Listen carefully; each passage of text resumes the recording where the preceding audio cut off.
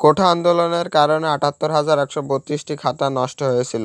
এই ৭৮,১৩২ জনের A+ দিবে নাকি F দিবে, এই বিষয়ে কি বলছে শিক্ষা বোর্ড। তো আপনাদের এই বিষয়ে জানতে হলে আমার পুরো ভিডিওটি দেখতে হবে এবং মনোযোগ সহকারে দেখবেন। আউযুবিল্লাহি মিনাশ শাইতানির রাজিম, বিসমিল্লাহির রহমানির রহিম। আল্লাহ তাআলার নামে শুরু করছি। 5 মিনিট ক্লাসের পক্ষ থেকে সবাইকে আন্তরিক শুভেচ্ছা এবং অভিনন্দন। তো আশা করি পুরো ভিডিওটি দেখবেন। এই ৭৮,১৩২ জনে কি A+ দিবে নাকি ফেল দিবে। তো আপনাদের একটাই সুখবর যে এই ৭৮,১৩২ জনে যে পরীক্ষার্থীরাই আসুক না, যেই থাকুক না কেন, তাদের একটা গ্রেড পয়েন্ট দিবে বা তাদের একটা নাম্বার দিয়ে পাস করিয়ে দেবে। F দিবে না, Cও দিবে না, Bও দিবে না।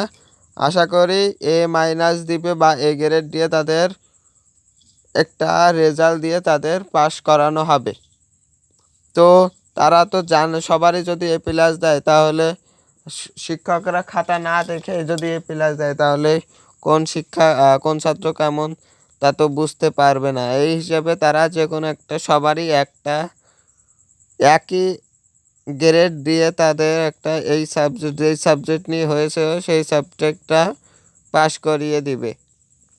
তো কোন সাবজেক্ট নিয়ে হয়েছে, কোন খাতা, কোন বিষয়ের খাতা এখনও জানা যায়নি। তো জানা গেলে আপনাদের মাঝে উপস্থাপন করব। তো ভিডিওটি এই পর্যন্ত শেষ করছি। আরও নিউজ পেতে আমাদের চ্যানেলটি সাবস্ক্রাইব করে রাখতে পারেন, পাশে থাকে বেল আইকনটি বাজিয়ে রাখতে পারেন। তো আমরা এখনও একটি কথাই বলে শেষ করব, আমরা এখনও কোন বিষয় কোন সাবজেক্টের খাতা ৭৮,১৩২টি খাতা নষ্ট হয়েছে তা সেটা এখনও আমাদের জানতে পারেনি এবং প্রকাশ করব ইনশাল্লাহ জানতে পারলে।